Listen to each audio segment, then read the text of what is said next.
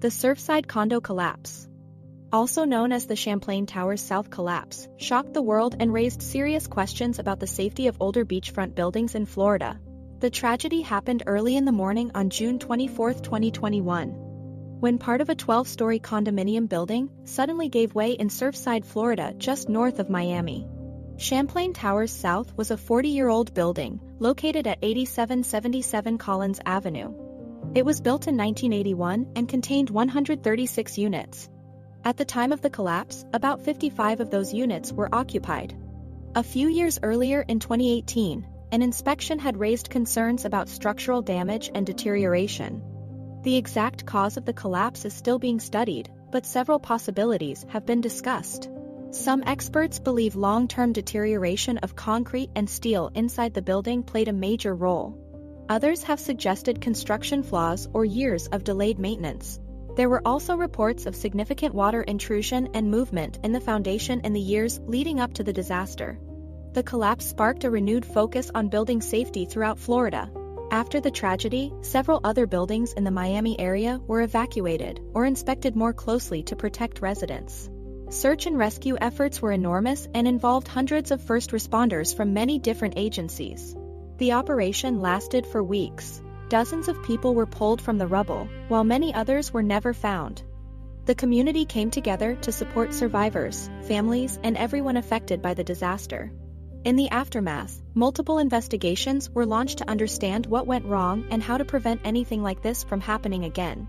The collapse raised serious questions about inspection requirements, long-term maintenance, and the responsibilities of building owners and management companies. The Surfside condo collapse will always be remembered as a heartbreaking event that shook the world and exposed the urgent need for stronger building safety standards. The lessons learned from this tragedy will continue to shape regulations and oversight for years to come, with the hope that such a disaster never happens again. The 1981 Hyatt Regency Walkway collapse is one of the most devastating structural failures in the United States history, resulting in the deaths of 114 people and injuring countless others. The collapse occurred at the Hyatt Regency Hotel in Kansas City, Missouri, during a tea dance on July 17, 1981. The collapse was caused by a design flaw in the walkway system, which consisted of two suspended walkways that connected the second, third, and fourth floors of the hotel. The walkways were designed by a Florida-based engineering firm, Jack D. Gillum and Associates. The engineers at Gillum and Associates used a novel design for the walkway system, which consisted of steel beams connected to the ceiling and floor of the hotel via a series of threaded rods and nuts. This design allowed the walkways to be suspended without the need for vertical supports, creating a clean and open look in the hotel atrium. However, the engineers made a critical mistake in the design of the walkways. They made the decision to stack the two walkways on top of each other, rather than staggering them as the original design specified.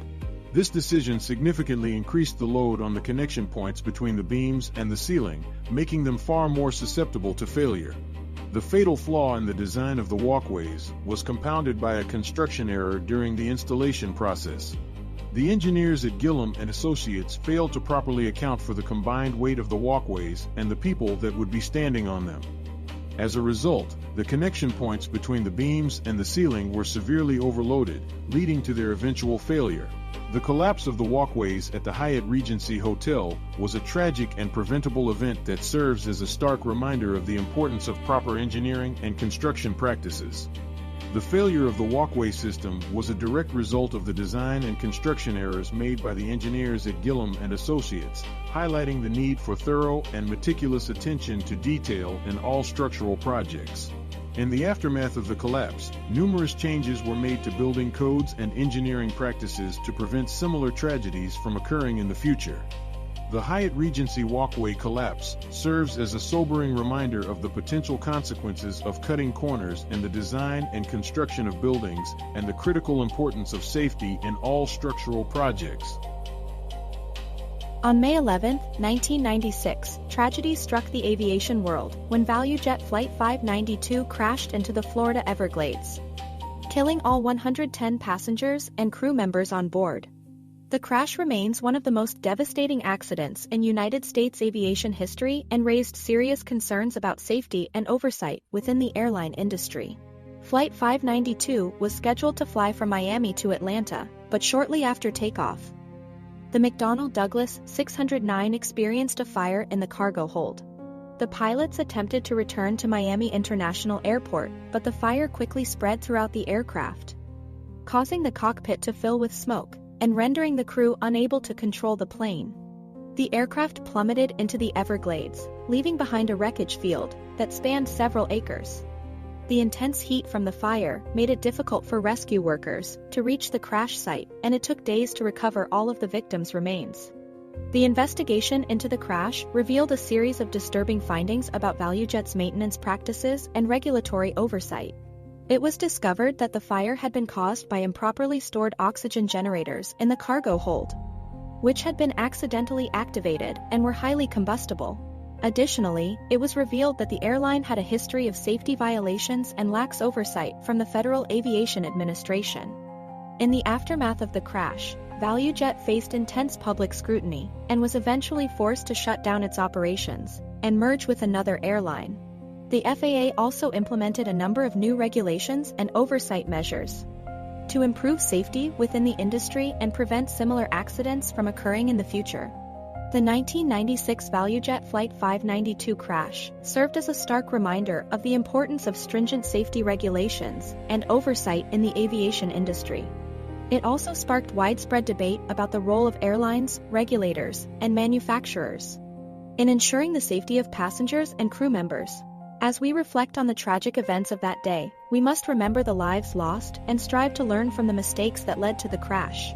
It is essential that we continue to prioritize safety and hold all stakeholders in the aviation industry accountable for their actions to prevent future tragedies, like ValueJet Flight 592, from occurring again.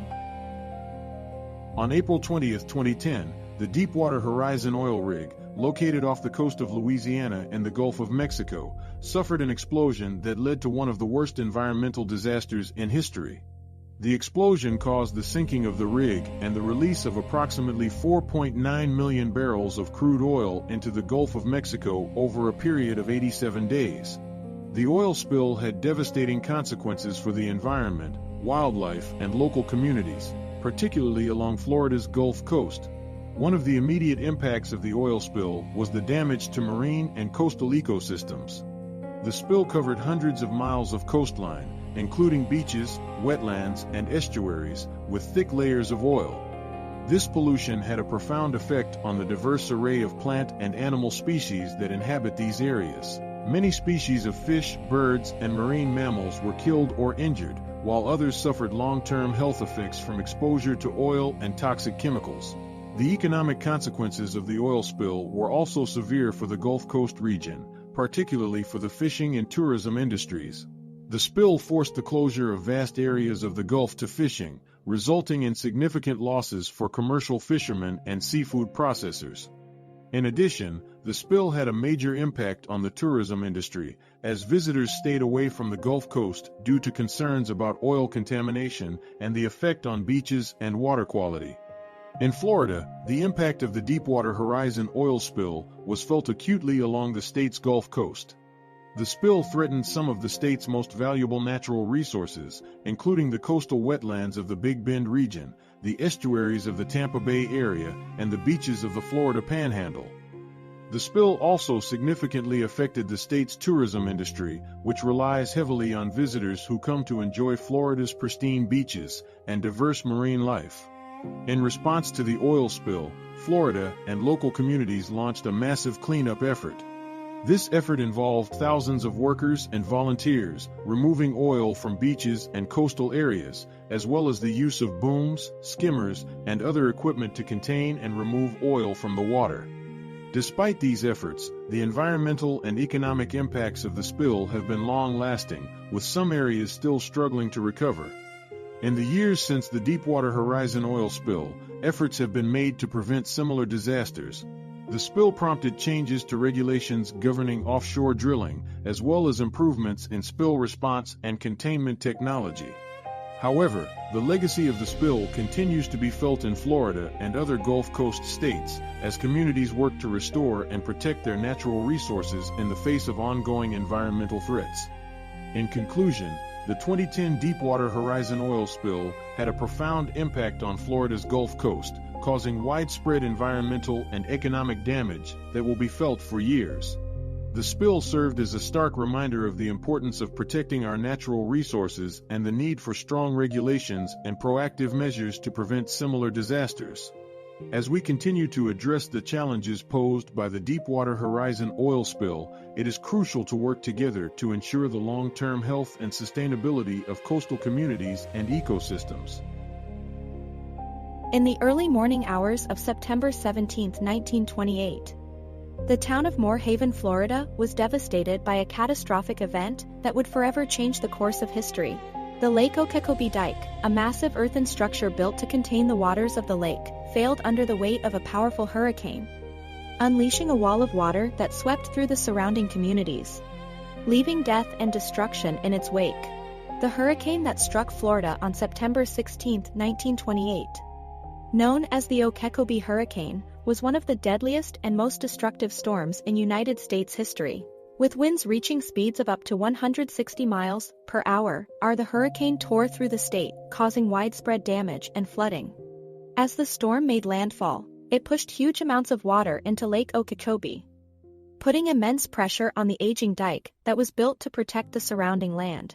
The failure of the Lake Okeechobee Dike was a catastrophic event that resulted in the deaths of over 2,500 people.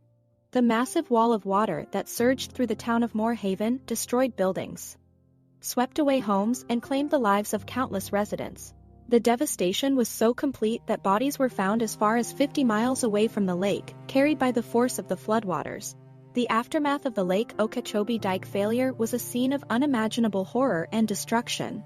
The town of Moore Haven was virtually wiped off the map, with only a few buildings left standing amidst the debris.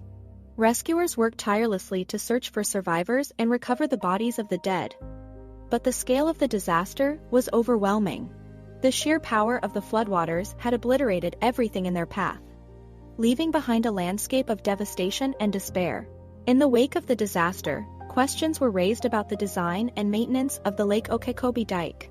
It was clear that the structure had not been built to withstand the forces of a major hurricane, and the failure of the dike had catastrophic consequences for the surrounding communities. The disaster prompted calls for better infrastructure and disaster preparedness measures to protect against future storms, and led to the construction of a new, stronger dike system to safeguard the area from future flooding. The 1928 Lake Okeechobee Dike failure, also known as the Hurricane Okeechobee disaster, remains a tragic chapter in United States history. The loss of life and destruction caused by the catastrophic event serves as a stark reminder of the power of nature and the importance of effective disaster preparedness and response. As we look back on the events of that fateful day, we honor the memory of those who lost their lives and strive to learn from the mistakes of the past to ensure that such a tragedy never happens again. Thank you so much for watching. Please like and subscribe for more content.